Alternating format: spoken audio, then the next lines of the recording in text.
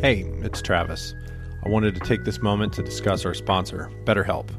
I used to think talking to a therapist was a sign of weakness, until I started talking to one.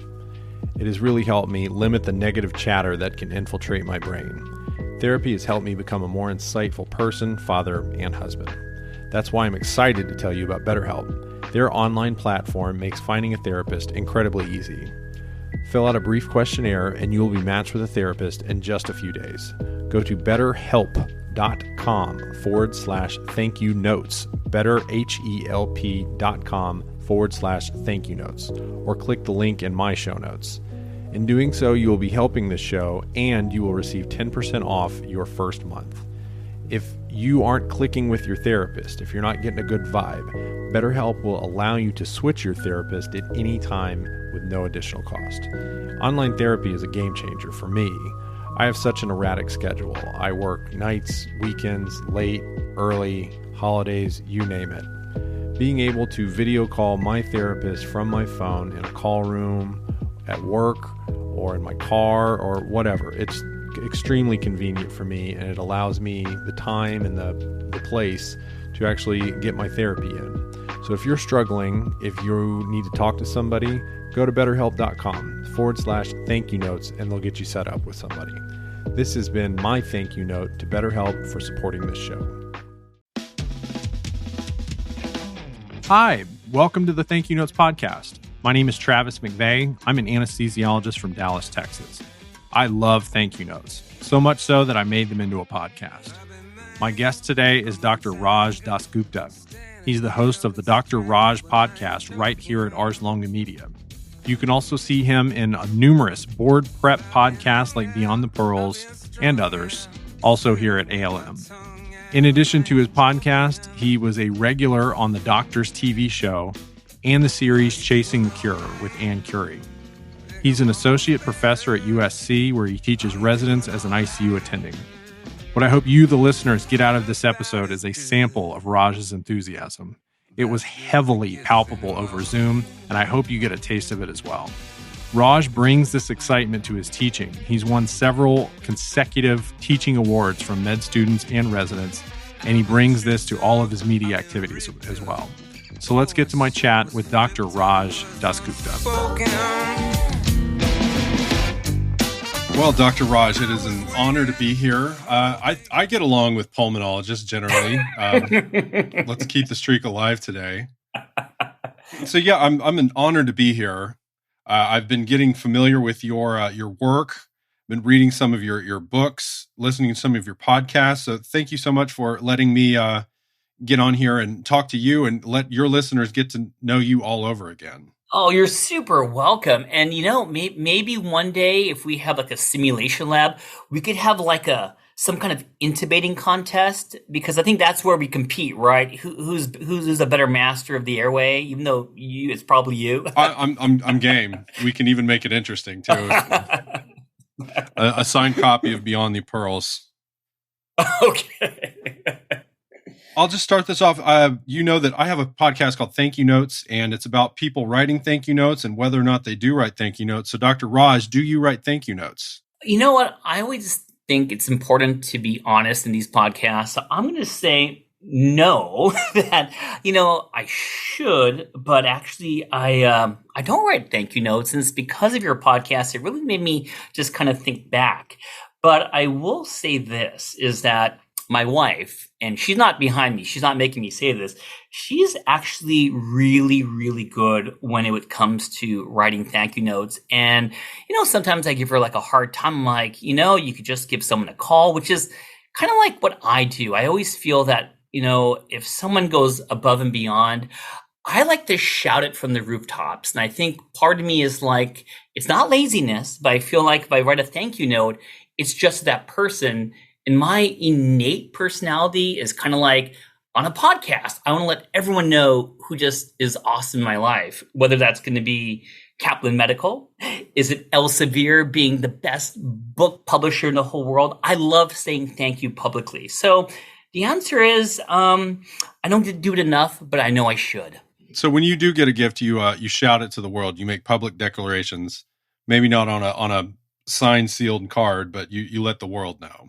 I'm not ashamed to do it. I mean, I think hearing the word thank you when someone's appreciative of what they do, it's just amazing. And I think that, you know what I mean? Not everyone's the same. And that's why I think everyone's an individual, but that's my way of showing my gratitude. Now, you are a father of how many children? Oh man, I'm a father of 3. I have 3 amazing kids, and I'll go the name age combos. So my oldest is Mina, she's 10. My middle one is Aiden, and I'm just giving him a hug right now. He has autism, but I love him. Oh my God, so much. He works so hard. And my youngest is Sadie, and she's 3 years old, and Aiden's 8, by the way. Okay. Now, when your children receive gifts, are they writing thank you notes at your wife's behest, or what are they doing? So this is great. So I could say when it comes to them that we are a little more strict when it comes to writing thank you notes, especially when it's around that Christmas time, especially when it's like her birthdays.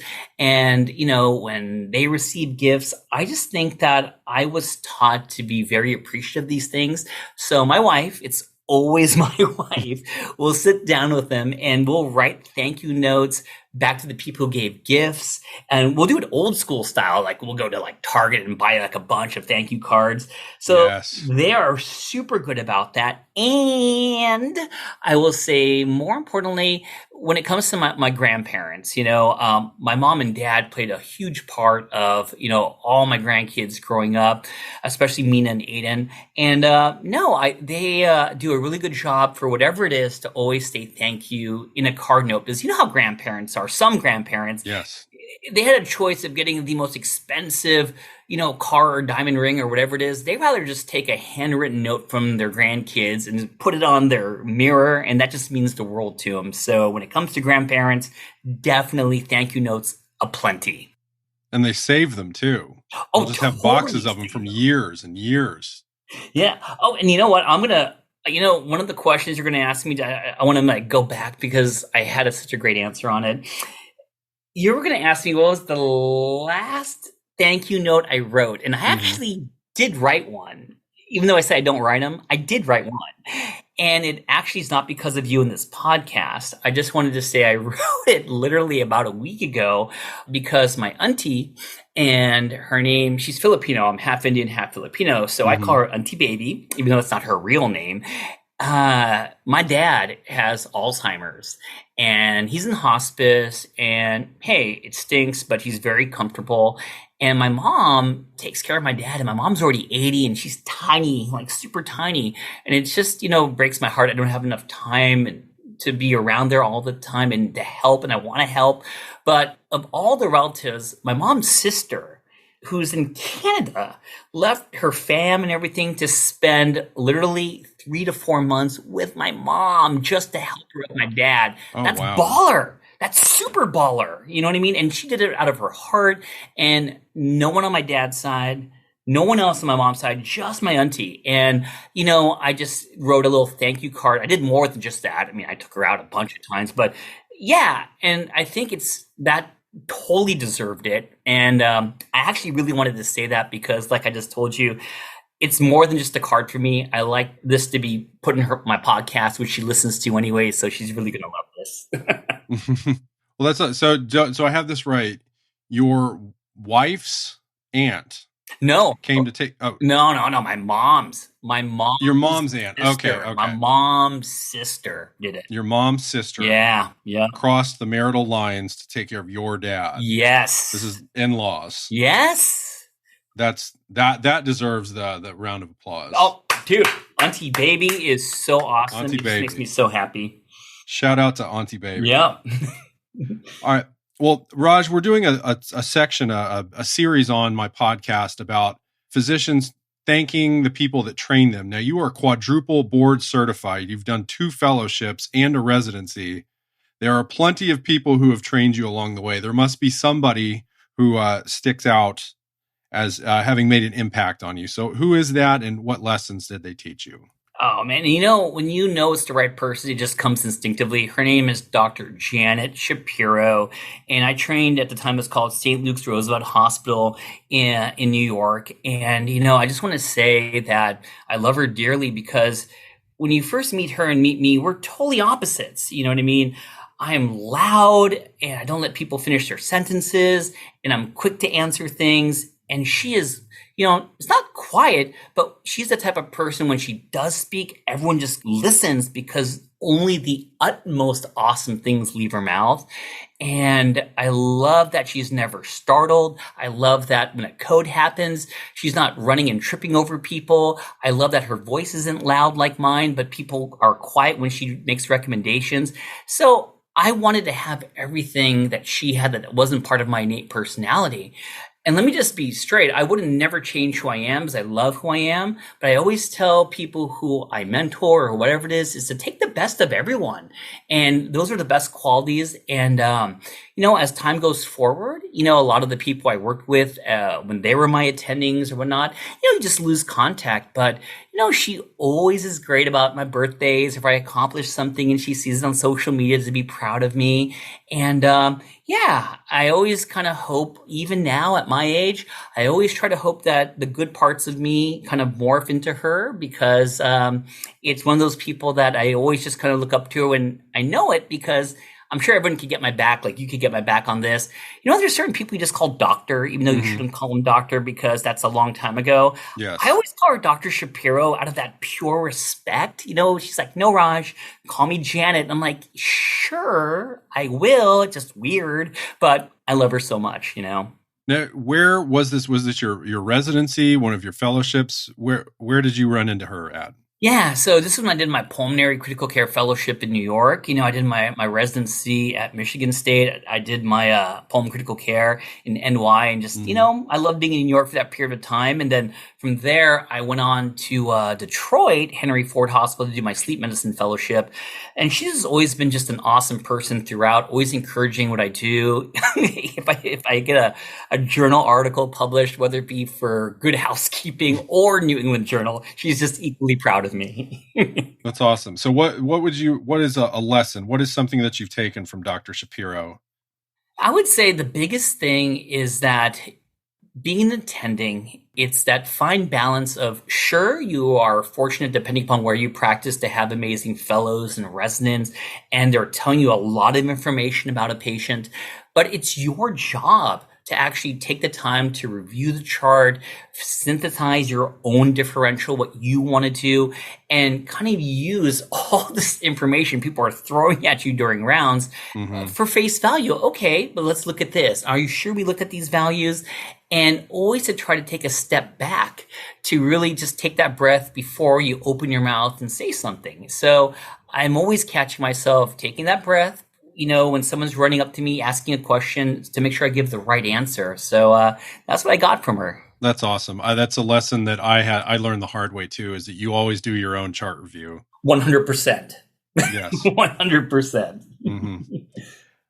All right. I wanted to get into your media. You are a regular on The Doctors when that was on the air, and you were also had a series with Ann Curry. How did you get involved with so much media? Is it a product of being in Southern California? So I guess you're right. It's so weird now that I'm laughing, but maybe you're right. So The Doctors was just pure coincidence. I remember one day the Doctors, they film at Paramount Studios, which is like maybe 15, 20 minutes away. They literally needed someone almost that day to go on stage because the person they really wanted there canceled. And they're like, hey, we kind of saw you because I did some educational videos on, YouTube and stuff. And I remember the topic was exploding head syndrome. I'm like, really? And, I just said, screw it. I'm going to do it. I just showed up there. I did a little Wikipedia. And I went over there and, it was really cool. And I remember I told my wife I'm going there and she's like, hey, I'm going to meet you over there. So she met me at the studio just to clap her hands and kind of calm my nerves down. And I thought that was it. That was my, 5 minutes of whatever. And then literally about a day or two later, the Doctor Studio called me to do one more episode. Then a week or two later, another one. The next thing you know, I did almost 7 seasons and I did over 50 episodes of The Doctors. Jeez. And yeah, thank you. Thank you to the doctors for always being nice and treating me like I was part of the staff and I was a regular. And that's what kind of led to me being on Chasing the Cure, which is really, oh my God, I can't say enough of it. And this was a national televised show, worldwide televised on TNT and TBS. And Ann Curry was the host. And I only had the most things to say about her. She's an awesome role model in so many ways. And yeah, she had a lot of doctors to pick from. I remember the first day I went there, I'm like, wow, there are a lot of doctors here. And no, she picked me. And like I said, I had no formal training. This wasn't what I trained for. That wasn't part of my quadruple board certification, was media. And it really felt awesome. The last episode of the show, my youngest, Sadie, was born, and I wasn't supposed to be on the show, but things worked out really well. She came out healthy. I made it to the studio, and Ann Curry and the show put a picture of my baby on TV so everyone could see it. Oh, and wow. You're making me go back memory lane, and I'm getting a little teary eyed of all these cool stories, but yeah, that's how I got involved in a lot of media. So we should assume that if we get a job at USC, there's television and movie producers roaming the halls, offering jobs and spots in TV and movies. Is that the message that you're sending to my listeners? The message is you have to be nice to all your partners because you definitely need people to cover for you. And that's the message I'm going to say. Okay. And if you want to do all these things, you have to make sure that you have a nice, partner, in my case, wife, because a lot of it has to be after hours, which means you're not going to miss a lot of dinners or go to work super early in the morning. So it's some sacrifice. Mm-hmm. Well, I guess the reason that we know you is the Dr. Raj show, the Dr. Raj podcast. Now, what prompted you to start this podcast? Well, once again, your show's name is so appropriate. It's like, thank you, Patrick and Chris, who just believe in me and they're our producers and everything. And the reason I got into it's because someone in my medical world, I do team up with, and we do these medical questions and books.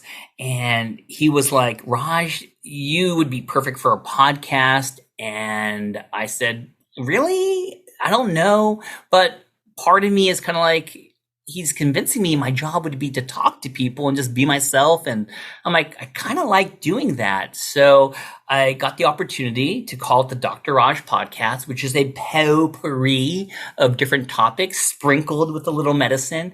And I just love it. And now, when I think of the podcast, I really think of it as an audio photo album. And now that I'm almost 75 episodes in, that it makes me want to, when I get older, I want to listen to these episodes and look back about where I was in my life. And the reason why I said that is because, my parents, my mom, even my dad, I know he's getting a little bit worse, but when he's in bed, he loves listening to just my voice. I don't know if he knows what the hell I'm talking about, but he just loves listening to my voice. And that's why I love doing it now. It's like an audio photo album of my memories and what I've been doing at that time in life. So what do you want to get out of this? I guess, is it just nostalgia or memories or a journal, or what do you hope that the Dr. Raj podcast becomes? There's always a part of me that wanted to actually do what I say in the beginning of my little spiel. I want it to provide happiness and awareness. And, I love David and Goliath stories, and I always want to do that. But of course, I think now it's a lot of it is just makes me happy that I get to meet these people, makes me better. And I would say when I'm wearing the media hat, you don't get a chance to be on air quote TV and all these things all the time. There's always ups and downs. And, when I'm having downs, I still got this wonderful podcast that puts me out there. It gives me a chance to say, hey, I'm still someone who loves doing these things. So it serves so many different purposes. But I'll tell you this because you're early in your podcast career, as long as it makes you happy, I'm never bummed out that I have to do the podcast. Because the minute you're kind of bummed out, then you know what? You should start doing something else. You should do things that make you happy. Mm-hmm. Well said. Well said. I listened to a handful of episodes. If somebody was going to give the Dr. Raj podcast a go, what episodes would you suggest that they start out with? So I think of the big three in my opinion. I think number one, Bob Saget. So God bless his soul. I only knew him for why he went on the podcast, which is his sister. It's not a secret; it's public knowledge. Died of scleroderma and pulmonary fibrosis that can develop in people with scleroderma, and he was there to raise awareness, and he did so much for the Scleroderma Research Foundation. And I just want everyone to know he came on for free. He came on without twisting his arm. And he is so much of a bigger star than what the podcast was. And he treated me so nicely. He actually even wrote the foreword for one of my books. That's how awesome he is. So please listen to that podcast. Number two, recent one, Lindsey Vonn. She's a gold medal skier. And once again, she was cool and nice and fun. And she had no reason to actually come on my podcast. She's so popular, but she did it because she wanted to raise awareness about insomnia, which is pretty awesome. And the last one is my girl, Mina, who I love dearly. She came on the podcast to talk about how it's like being a sibling of someone who has autism. And everyone just loves that. And it was just going to take a lot of courage. I think she did that when she was 8, turning 9. It's not easy to go on a podcast and you have me, being all fancy schmancy, cracking jokes, and she's on there talking about autism, but she did such a good job and we got such a good response. So those are my three. Those are my three ones right there. I think that's a good start.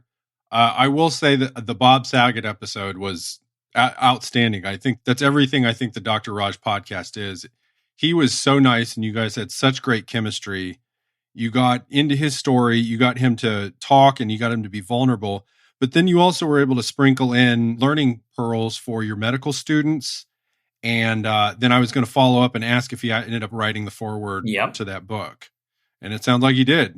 So he did. Oh, and then of course, afterwards, we know what happened to Bob. And, and it's just funny how when you know someone as Full House and the other things he did on HBO, there's a totally different personality to all these people out there. And I just think that he is a testament to that's how I don't remember him for those other things. I remember him for being kind and generous and just a great person. When he passed, there was a lot of outpouring from the people that knew him talking about, how generous he was, how kind he was, how interested he was in everybody. And you actually get to see that or hear that in the Dr. Raj podcast episode he did. So I would invite everybody, if you haven't listened to that episode, that's 35, 40 minutes well spent. Thank you. The other two episodes are really good too. Thank you. The other ones that I listened to, you talked about dysphonia, postpartum depression. There's really not an issue that you won't tackle. How do you choose your guests? Oh, awesome question. I would say it really depends on what hat I'm wearing. I think part of me, wants to live up to the name of what I say in the beginning of the podcast, happiness and wellness. And so whatever's a hot topic. So for example, yesterday, literally, September is Suicide Prevention Month. And I got a chance to talk to an amazing person to talk about suicide awareness. And that's going to be coming up. My mom, a couple of months ago, she unfortunately suffers from really bad osteoporosis and she can't tolerate, oral bisphosphonates. She got IV bisphosphonates, but her T-score was getting worse. I know I'm getting a little medical. Sorry about that. So what are my options? And I thought if I'm having this problem, I want to get an endocrinologist on here to really break it down. So I always kind of do things that are a little self-serving, you know what I mean? But at the same time, things are out there. And yeah, I'm not going to lie to you, part of me and you having a podcast is trying to get listeners. And of course, if I get popular people, I'm not going to say no, So of course I was so happy to have, stars on there. And I actually, one of my guests was the lead singer of a band called Save Ferris. It's kind of like ska music, around the I love that band. Yeah. And my daughter loves that band too. She loves the Come On Eileen. Come On Eileen. So she came on the podcast and she actually was talking about depression and it was awesome. So I think my advice to you is you got to have a little balance of both. And, and sometimes just go with your gut. You know what I mean? And sometimes it's just finding time to do it. And if you have someone who's motivated and wants to go on it, chances are I'm going to say yes. Mm-hmm. Okay. I wanted to get in now to, you are a program director for both, I think it's the Pulmonary Critical Care and Sleep Medicine there at USC, correct? Really close, really close. So I'm the associate, you got to be specific here, associate program director for Sleep Medicine Fellowship and the assistant program director for the IM residency. So yeah, that's my titles. Yeah, I'm really showing that I'm a money grubbing private practice doc right now and not in academics. You've won a lot of teaching awards. So I wanted to talk to you. What is your teaching method? Why are you winning all these awards? Number one, I think it's all about good PR. No, just joking. I think that it's effort. It really comes down to, and my favorite thing of all this certificate and that certificate is internal medicine. It's the foundation, in my opinion. And I really enjoy trying to make teaching, whether it's going to be old school didactics or me doing a podcast, to be entertaining and fun. And I think that's the hardest part of medicine. I think that, keeping it interesting, especially nowadays when I'm competing with Wikipedia, I'm competing with phone apps, I'm competing with all this tech, I'm competing with A to the I, artificial intelligence, I'm very dinosaur in the sense that I really feel there's an art to having a chalk talk. There's an art to being in person and talking and keeping someone engaged. So I think that streak I had at USC, I'm so fortunate to have people that want to listen to me and being in a situation that they're inviting me to do board review or just teaching. Also, big thank you, shout out to the hospital before I came to USC, which is in Philadelphia. It's called Abington Memorial Hospital. They're kind of teed up with, right now I think it's Thomas Jefferson. And I was only there for 2 years. And the year I left, I got a teaching award, a Golden Apple Teaching Award. And for some reason, that one is the most special, because I wasn't there for a long time and they really, really surprised me and embraced me. And, and I think it gave me the confidence to go to a big university center and carry on what I believe in. But yeah, I think it's being yourself, doing the time, doing the effort, and not changing who you are as time goes on, but knowing how to adapt to make sure that you keep a majority of the people happy. So let's get into the weeds here. Let's say we go back, I'm not going to say how many years, but I'm a medicine intern again, and I'm on the Dr. Dasgupta service. Do you do regular medicine and the ICU or just the ICU? Or great question. Where are you teaching residents? So right now, I don't get to round on general medicine wards. We have amazing IM, attendings that do that. So most of my teaching is done in the medical ICU. If we do, pulmonary consult service, I do have amazing fellows, or if I'm in sleep, I do have amazing sleep fellows. But a lot of the general teaching goes in the medical ICU. And that's where you'll see me, doing my teaching thing the most. Okay, so I'm on the ICU. I'm on the Dasgupta team. Mm-hmm. What should I expect? Am I doing learning issues, or am my presentations are getting cut to shreds? Like, what are you doing with these residents specifically? I always think my favorite thing about teaching is using the I letter. And what is my favorite I letter or the I word? It's integrate. And I always feel like a lot of us spend a lot of time, doing USMLE or step 1 or complex level 1.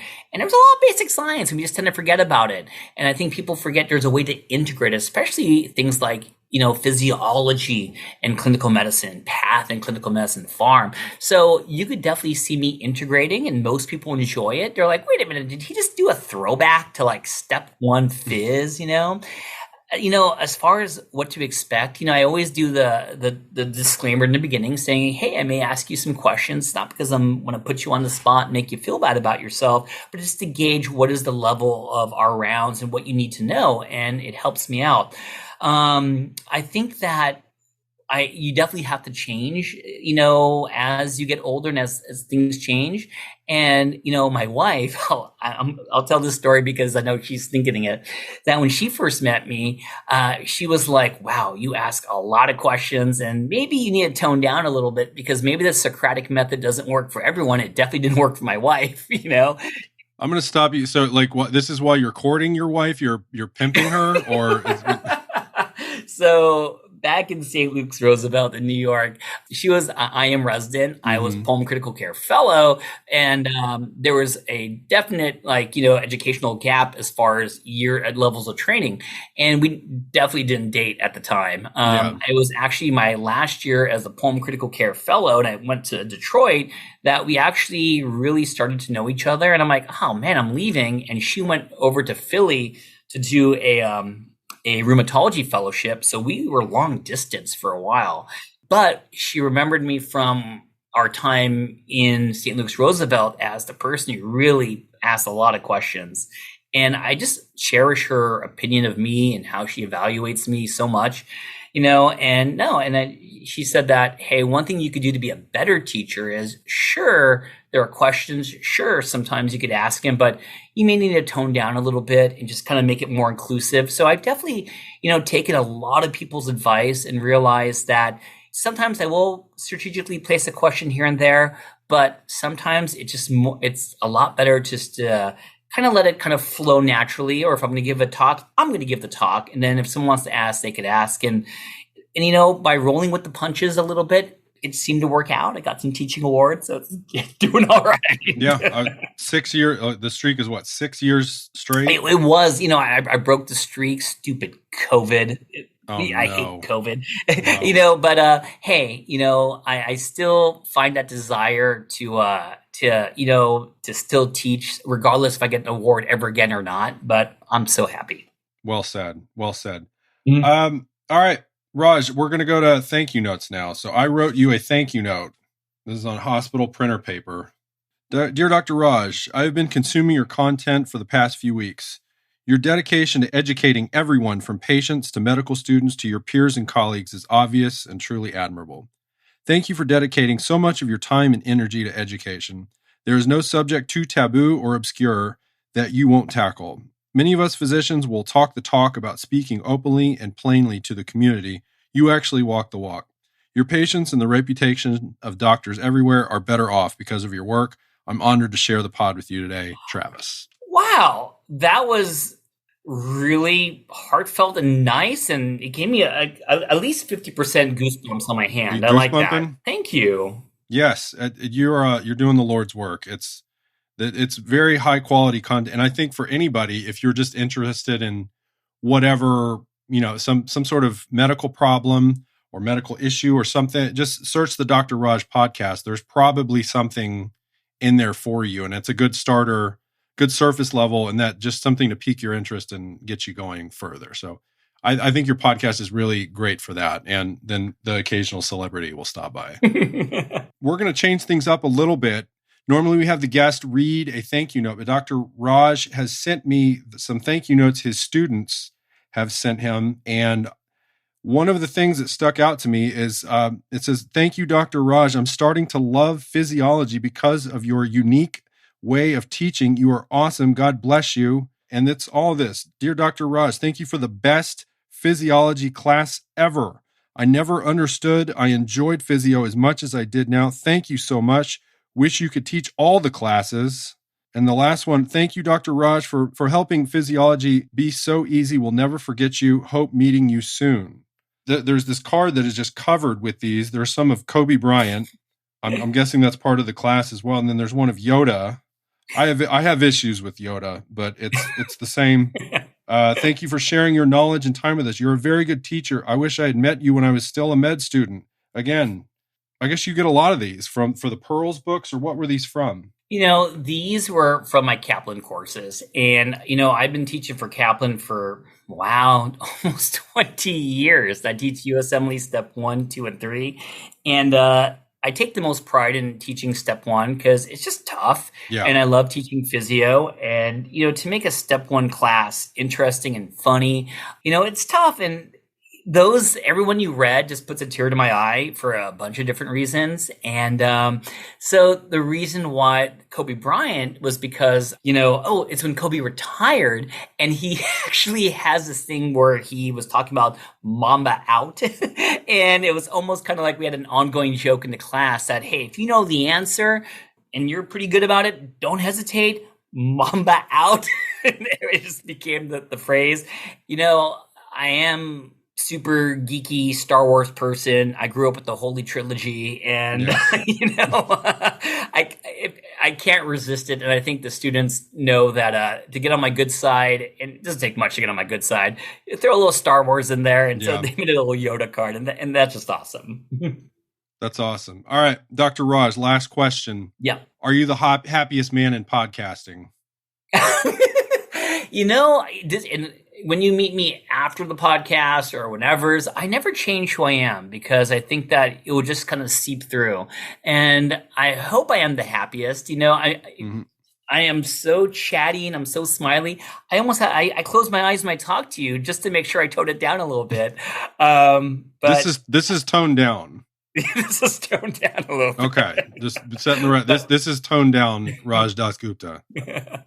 But yes, I think I'm one of the happiest people out there. Well, it's our personal spokesman for serotonin, Dr. Raj. Thank you for letting me on the pod. Thank you for doing all this. It's been a real treat. I'm looking forward to being part of the ALM family. Oh, definitely. And once again, I can't wait till we team up again when we have our simulated patient, our intubating competition. That's on. Bring it. About as good as it gets anymore.